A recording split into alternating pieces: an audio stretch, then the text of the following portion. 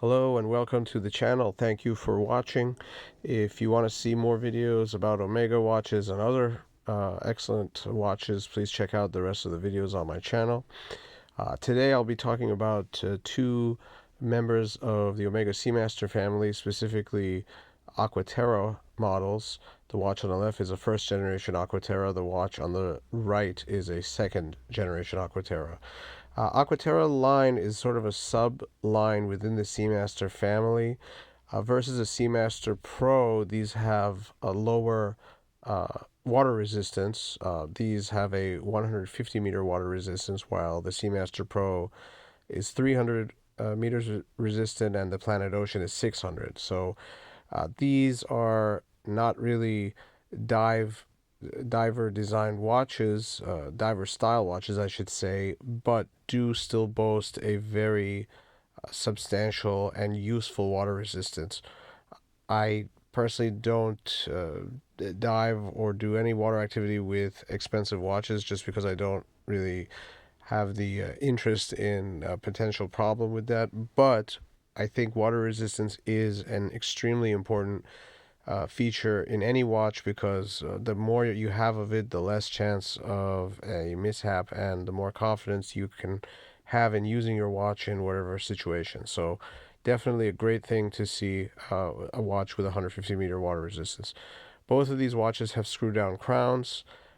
Both of these watches have the famous lyre lugs that Omega is well known for. You can see clearly in every view here. Now, some differences between these watches. The first gen, as you can see on the left, has a shorter lug-to-lug distance and a less massive case. And this first gen I'm holding in my hand here is a quartz model, but the same would hold true for an automatic. The first gen Aqua Terras are definitely less heavy, less massive than the second generation models that came after. Another big difference between the watches are the bracelets. As you can see here, the first gen uses a pin and collar system for its links, while the second gen uses the more modern screwed links. If you have any experience in adjusting Omega bracelets, you'll know the pin and collar system can be quite annoying to deal with because sometimes those pins freeze. Also, the pins over time can loosen and fall out. So I think the screw links on the second gen was a great improvement. Besides the change in the link system, the second gen's bracelet is a lot more solid and has less flex than the first gen. Definitely feels more robust and more modern. The clasps are also different between the two generations of Aqua Terra. The first gen uses a slider clasp, while the second uses a butterfly. And here's a quick view of the case backs and crowns. The first gen here has a solid case back because it's quartz, while the second has a see-through case back. The crown on the second gen is pretty distinctive looking, kind of looks like a sprocket. The first gen's crown is a little more generic in my opinion. A lot of Omegas from that period of time had extremely similar crowns to this. Not a really big point of difference to me. I really don't care that much about what the crown looks like. I think in both cases the crowns look fine in comparison with the rest of the design of the watch.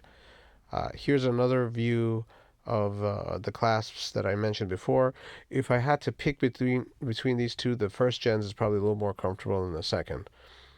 And here is a view of the dials. So obviously there's one big difference in the dials, and that's that the second gen has the vertical striping inspired by teak boat decking. The first gen has just a solid plain color, which is also quite beautiful.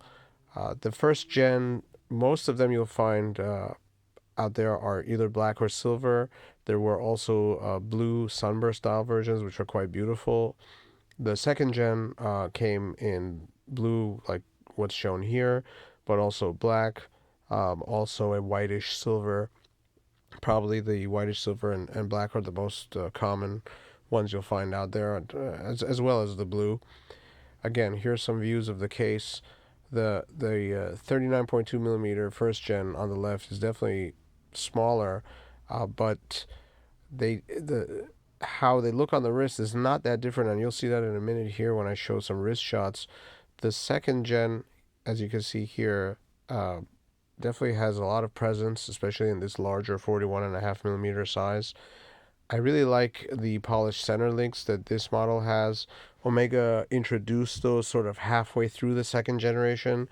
So, I mean, if that's a deal breaker for someone, you can definitely find the second gen Aqua Terras without the polished center links. And here's the first gen Aqua Terra on the wrist. It's a nice shot of that Omega logo at the bottom of the clasp. I love how that's executed. The bracelets on all the first gen Aqua Terras are fully brushed, just like this example here.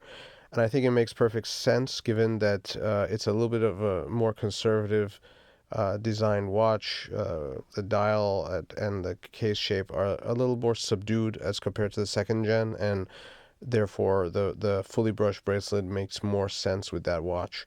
Here are the two watches side by side once again. The first gen does definitely wear slightly smaller, but it's not a big difference. I think these are both wonderful choices in the pre-owned market today.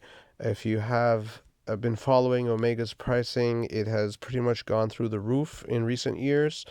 The newest Aqua Terras that have come out in the different colors are strongly reminiscent of this first gen Aqua Terra, but at a tremendously higher price.